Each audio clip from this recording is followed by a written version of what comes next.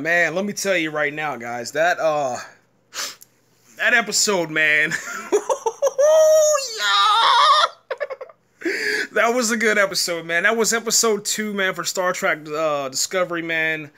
And we're trekking upon the galaxy, man. That's all I can say. This was crazy, man. Like it shows you at the end what this season is gonna be like, and all I can say is, man, I hope that it's not gonna get canceled, man. I don't know if there's a lot of I don't know if there's a lot of Trekkies out there that are gonna pay the $5 a month for the CBS All Access.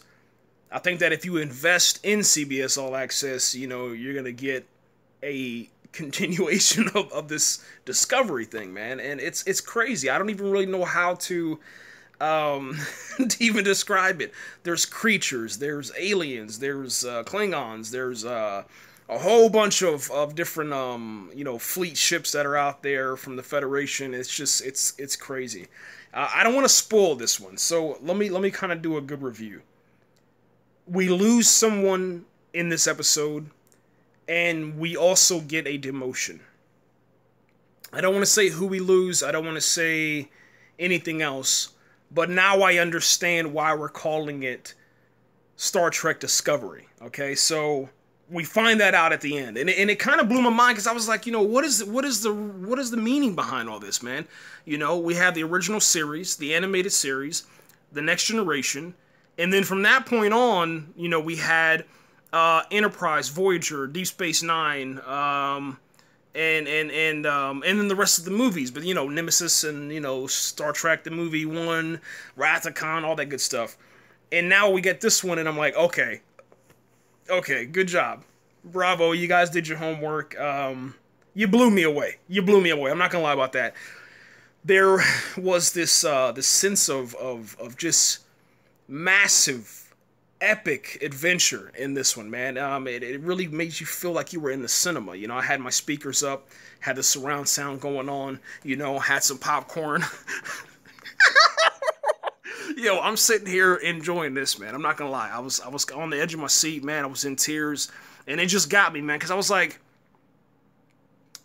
we're talking about, this is the 51st year of this whole entire franchise, this phenomenon, and I think that I really do believe that if GR was alive, man, he would absolutely stand by this. And I think that's the reason why, you know, you have his production company, you have his stamp on there.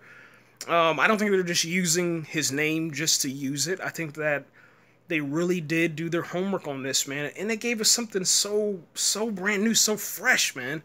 I love the different, you know, the different races of Klingons. I love the way that they speak. You know, I like how they give you enough geekness for just, like, you know, a Trekkie to go nuts on, and then if there's someone new out there that just can't get behind all this Lord of the Rings type stuff, you know, because maybe that's the only thing that they've been exposed to. It doesn't speak it the whole entire time. It goes from, you know, English, it goes from subtitle, it goes to, you know, their original language, and then it just kind of, you know, flows, man. You know, it does a really good job, man. This one was all about sacrifice from the Federation, sacrifice pretty much from both sides, but also the weight of death on both sides and what death actually means. I mean, if you know anything about, like, Commander Worf, for instance, he gave us a lot of history. We understand that, you know, death is a good thing. All right, death is not the same for us as it is for them, and they captured it, man. I can't say it better than that. They captured it. They knew what they were doing. The writers, the producers, directors, they knew exactly what they were doing, what sort of picture they wanted to paint. And then, if you remember Star Trek Into Darkness, and I'm not going to spoil this, but there was this scene where Khan and Captain Kirk have to circumnavigate some obstacles, and they do it inside of this, like, space suit, and, you know, Khan is, like, the only one that could have, how do you want to say, he's the only human being, the only species, the only whatever you want to call it, in the entire galaxy that could have done this, but Captain Kirk, he just wanted to be Kirk and say, you know what, you're not going alone, we're going to go with you. So they started doing this maneuvering thing, man, where like if you missed it by like a point, half a second, you're dead. You're going to hit the wall of the ship and you're going to just disintegrate. You're done.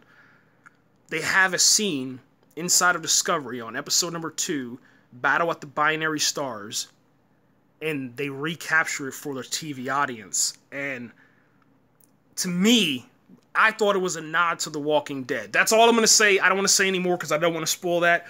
But I love that scene, man. That scene right there, it got me like I was, boom, waterworks. I'm like, you know what I'm saying? Get out of here, man. What was that? What was that? A gnat or something? I don't know. Maybe that was something in my eye. So, but anyway, yeah, I said to myself, I said, yo, yeah, good job on that, man. They did a really good job. I'm kind of freaked out now. Let me put my glasses on, man.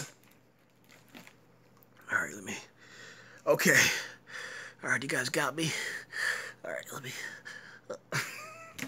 All right, so anyway, they show us a how do you want to say it? Like the childhood of this Michael character. They show us the connection between her and a certain famous Vulcan. I don't want to spoil too much, man. I'm not gonna spoil it. I'm not gonna spoil it. We're not gonna do that. What I will say is that there is a genius behind every scene. If you don't like TV shows that are smart, TV shows like Orphan Black that you have to pay attention to, TV shows, what's another good one? Intruders. Pretty much like your BBC shows, man. You have to really pay attention to it. You can't just go into the show and think that you're going to follow along with it and then pick it up. It's an intelligent show. Every character has their own personality. Every character has, you know, there are no red shirts. And the red shirts that die inside of the series, they had screen time. They talked. They looked at the camera. They interacted with, you know, stuff that was inside of the props, I guess you can say. They were part of the ship, you know what I'm saying? And without them on the ship,